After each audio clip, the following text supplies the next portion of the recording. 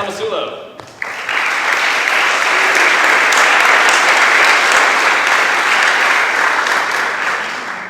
All right, so I'm going to tell you the tale of a tactic. 10 years ago, I had the opportunity to study architecture in Copenhagen, Denmark. This here is the street that I lived on. I'd ride my bike to the train station, and being a student of architecture, I couldn't help but notice my surroundings, the sidewalk, a bike lane, and some good signage. When I'd arrive in town on my way to school, this was where I would arrive. Again, bike lanes, crosswalks, different bike parking, transportation, and of course, McDonald's. This was the main square that my school was on. It had, again, more bikes, crosswalk, different types of paving, a landmark, and a different type of market. When I returned from Copenhagen, I couldn't help but start to see the differences between Copenhagen and where I lived at the time in Hartford, Connecticut. My street that I grew up on, it had a shoulder, it had a drive lane, and it had a dirt path where people would walk. The train station was primarily consumed by cars. There was a little hope for a crosswalk. There was a taxi. There was a whole bunch of cars and a subway. I couldn't help but keep thinking to myself, what's missing? What's missing back home? Why does this not feel the same as it was in Copenhagen? Now, they're two very different places. They're very different ages. But what I realized is that there are a lot of simple elements that make places great for people. And where I lived in Hartford, they were missing them. So in my next path in school, I chose not to study architecture, but I chose to study landscape architecture, urban design, and state and regional planning, which is not studying necessarily the buildings, but the space in between the buildings and how we can shape that for people to thrive, be healthy, and enjoy themselves. And so I started to learn how to shape places for families to live, healthy environments to play that accommodated different modes of transportation, public spaces that promoted commerce and play, enjoyment, and innovation. I experimented with different ways to communicate about the city, to talk about all the opportunities the city has through different types of garments and apparel. I also participated in these different types of projects. One that I really loved and that really hit home was this project called Parking Day, where we would go out into a parking space on Hillsborough Street next to NC State, roll out some turf, put some park benches down for a day, feed the meter, and hang out like it was a public park. This actually happened for the first time in 2005 in San Francisco, where a couple of guys did this. They realized that their neighborhood was missing these human elements. It was missing a park, so they decided to create it. They weren't really breaking any rules. They were feeding the meter. They were paying their tax. But this took off. People just started loving it. So they created a simple toolkit and shared it across the world. I started to find out about other tactics, other projects that people were doing, other solutions that people were creating that would fill these voids in their towns, cities, and blocks and neighborhoods where these human elements were missing. People were painting their own crosswalks. They were painting their own bike lanes, and in some cases, sharrows, which is, you'll see around Raleigh, it's basically an arrow that says to share the road with a bike, so it makes sense, a share arrow. People were creating whole blocks. They were populating different commercial places of business, pop-up shops, bringing trees in the middle of streets, painting crosswalks, and combining all of these different elements. And I kept thinking to myself, well, we're in Raleigh. How can I bring these different awesome projects, these different tactics to Raleigh? Raleigh needs this. Raleigh's growing. I've been in Raleigh for 6 years, and when I first moved here, there were 100,000 less people here than there are now. And everyone is starting to live a lot closer together. There's continually cranes in downtown, and downtown is repopulating and densifying. And as we start to live closer together, we're going to have to start to think differently about how we organize space and how we do live closer together. So this is a corner that I lived on for a while in downtown Raleigh. And I kept iterating on how can I take these, take some of these projects that I've seen, something like Parking Day, like painting crosswalks, and contribute, push Raleigh forward and try and make it more of a people place. But then I started to observe and realize that, no one was walking. I was pretty close to downtown, and except for one of the main 2 or 3 streets, no one was really walking. So would a crosswalk, would a bike lane really matter that much? And so I decided to zoom out a little bit. What we really needed was a culture of walking first. We needed awareness and conversation and excitement, something that people could get behind. And so we decided to, again, work with an element in the public realm, but we decided to create street signs. We decided to not create street signs for cars, but for people. And they were simple, they were conversational, and they were nonpartisan.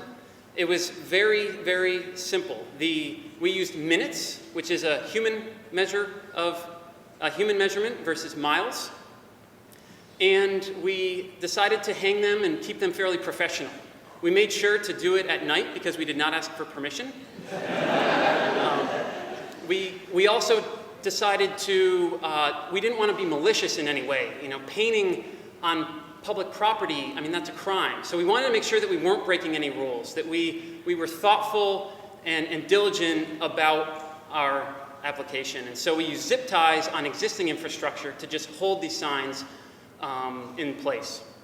They were positioned at 3 different intersections. There were 27 signs total. They were corrugated plastic, so they would work with the weather. And they targeted 3 different demographics at 3 different parts of the city. We targeted students, we targeted people who were at the local shopping center, and we also targeted downtown. The basic anatomy, again, as I said, was simple. There was an arrow, there was a color, think highway sign, but for people. So the type of destination that was described on the sign correlated to the color. There was a link to a Facebook page. We didn't even have a website, just a Facebook page so people could leave comments. We had a QR code, which we actually went on to Google Maps Walk, which is a new feature. And we curated a path so that if people scanned it, they would have directions. And then we also had the minutes to a particular place. And the place was not a specific place of business. They were larger destinations that people could recognize, making them more accessible. What I didn't expect to happen is when you go into a project like this, you always hope for the best. You always hope that awesome things are going to happen, that people are going to recognize it and think differently, but typically that never happens. Somehow, a resident really liked it. They got behind it and they shared it with The Atlantic. The Atlantic really liked it, so they put it on the front page of their blog and they titled it Guerrilla Wayfinding in Raleigh. This caused a lot of attention. It actually caught the attention of BBC, and BBC ended up coming to town because they thought it was such an interesting application for such a contemporary, innovative city. So they came to town and asked, why did I do this? And they wanted to talk to people. So I decided to reach out, include the city in this conversation, and I actually tweeted at Mitchell Silver, who's the Planning and Development Director of Raleigh. I tweeted at him at about 10 p.m. one night, and BBC was coming the next day, and he replied within an hour. It was pretty amazing. That would not have happened if I'd emailed him. And he actually had a flight out the next day, so he canceled it. And so what this did is this started this conversation. A lot of people started to reach out to the city that day and ask what this was all about. Was it sanctioned? And they said no. And that actually constituted having to be taken down because it wasn't sanctioned. But there was such an uproar in Raleigh and outside that the planning department got together and figured out how this actually aligned with 3 different goals within the 2030 comprehensive plan. So they, in about a week, put together a proposal that this could be a pilot educational program for the city in a way to encourage and support pedestrian access and mobility. So they presented it to City Council, and I did my part. I created a signon.org campaign, and we solicited 1,300 signatures in the matter of 3 days and presented it to City Council, and they unanimously adopted it as a pilot educational program. It was pretty awesome. This was in about 2 months. It went from a simple project to an adopted, welcomed solution for the city to address their accessibility. So what now? Now that BBC and the Atlantic had pushed it out into the world, folks were contacting me from all over the country, all over the world. I didn't know what to do. So I turned to my professor. I was in my final semester at school. I said, I want to share this with people. All these people who want to use this in their place, I want to make it accessible for them. So we decided to create a very simple PDF on a blog, throw it up online, and allow people to download it and hack it, mimic it, iterate it, and adapt it however they wished. At the same time, I started to be contacted by all these other folks who were doing things that I was totally unaware of. They were placing these different elements, these human elements. They had these different projects, these tactics that they were inserting into the public realm that were helping to make their place more hospitable for people. They were poetic, they were physical, they were collaborative. As I started to follow this rabbit hole, I realized that people were actually building technology to support this. They were building technology to support ideas for making places better, ideas for fixing places, new media channels that were talking all about transportation, biking, and pedestrianism that I had no idea were out there. And I started to realize that there is actually this movement building behind this. A lot of people are calling it spontaneous interventions, do-it-yourself urbanism, user-generated urbanism. It's this idea that citizens can contribute to their public realm. And it's now actually becoming a little bit more of a practice in planning, and it's being referred to as tactical urbanism, where it's these shorter-term, user-generated, very, very affordable and temporary approaches to traditionally very expensive, opaque, and long-term projects. For instance, the project that we actually installed in Raleigh was a couple $100, and about a year previous, the city of Raleigh had installed 140 wayfinding signs, more so for visitors to downtown. They were permanent, but it took 3 years and $1.3 million. And so there's a lot of opportunity to iterate on that and to provide solutions in the interim, to provide solutions not just for cars, but for people. And so that brings us back to Parking Day. And after learning about Parking Day and after learning about all these other solutions, we started to realize that, like Walk Raleigh, other projects like this were actually being adopted. So I started to hear this word parklets. Parklets are Parking Day, but adopted in a formal way by the city of San Francisco. So they actually wrote it into their code that shop owners and retailers could put parklets on their street in front of their stores. And these are public spaces for anyone to use. And now there's 85 in downtown San Francisco, and Raleigh just approved them. So it's spreading. And it was spreading just like our PDF. People were downloading this PDF in the dozens. And over the next 6 months, people were creating them all over the country and all over the world. This is one of my favorites. It's from Kiev. It actually says, sharks beware of humans for an aquarium, you know? So people were hacking it and mashing it and mimicking it. And it got to this point where what we counted, there were over 100 different projects all over the world in a matter of 6 months that spawned from this simple idea, the simple PDF. And so we kind of took a step back, and at the same time, the city of Raleigh had just incorporated their comprehensive pedestrian plan. This was at the beginning of this year. And Walk Raleigh happened to be the top project in Chapter 5, which was all about accessibility and safety, and that they saw this as a viable campaign to promote pedestrianism, safety, and accessibility.